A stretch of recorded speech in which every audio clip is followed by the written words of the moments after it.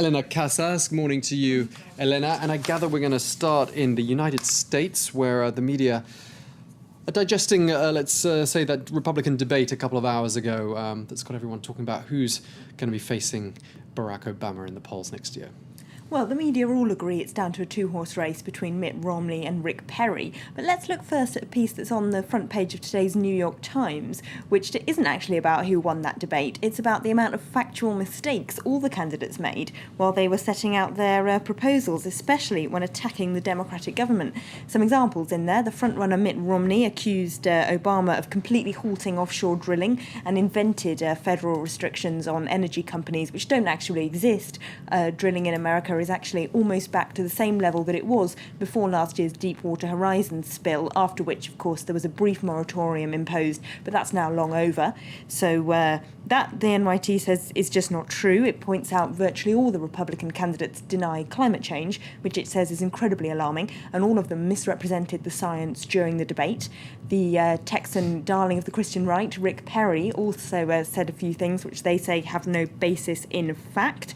For example, he said the government can't fund Social Security, calling it a Ponzi scheme, when actually it's funded until 2037. And the paper also says he grossly exaggerated his job creation record as governor of Texas, saying he just can't take responsibility for the soaring population there, and he can't take credit for the gas and oil boom. So Rick Perry, as you said there, the darling of the Christian right in the Republican fold. The Huffington Post seems to think there's still quite a few hurdles between him and the nomination. It does indeed. The piece there calls him a master acquirer of power and a ruthless user of it. But they say he's got a few skeletons in his closet that might trip him up between here and the presidency. One of them is the number of policy U-turns he's made over the course of time. Other Republicans are likely to jump on the fact that in 1988 he backed Al Gore for the presidency and was at the time a Democrat. He then changed sides, of course, but he still continues to, they say, rewrite his political allegiances and his life story. And his strongly anti-federal spending stance doesn't really chime, they say, with a life story where he's spent most of it on the government payroll, first as an Air Force pilot and then as a senator. There's also the worry over whether he may, in fact, have condemned innocent people to the death penalty. At least one, he says, he has no doubts over writing people's death warrants, but at least one person who was subsequently found innocent and had to be released.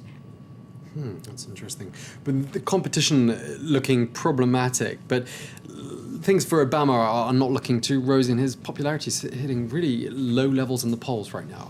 It's really plummeting, so he's got to come out with something good in this job creation speech coming up later today. The New Yorker takes a look at the challenges facing him. They say he needs to win round disgruntled former supporters. They suggest he invest in infrastructure to get construction workers working again and start a project to get some of the young unemployed back to work. They say most of all he needs to create a convincing narrative to put up against those Republicans who say that all federal spending is bad. He needs to come up with a convincing argument to show that you've got to spend your way out of a recession, otherwise you won't create any jobs.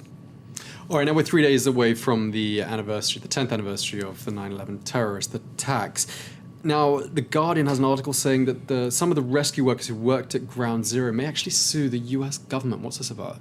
Well, these are the firefighters who've ended up with cancer as a result of all the toxic chemicals that were found at Ground Zero. This is something perhaps not most commonly known, that there were 90,000 litres of airline fuel there, 1,000 tonnes of asbestos and tonnes of other potentially toxic chemicals, which they say have given at least 52 people cancers which have gone on to kill them in the intervening 10 years.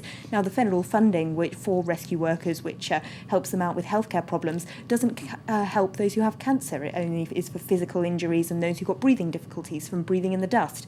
So now there's a big campaign going on by those firefighters to try and get the federal government to pay for the healthcare costs of those cancer patients. All right, Elena Casas, thank you very much indeed. Thank you. Let's get a recap of the top stories we're following here on France 24. A close call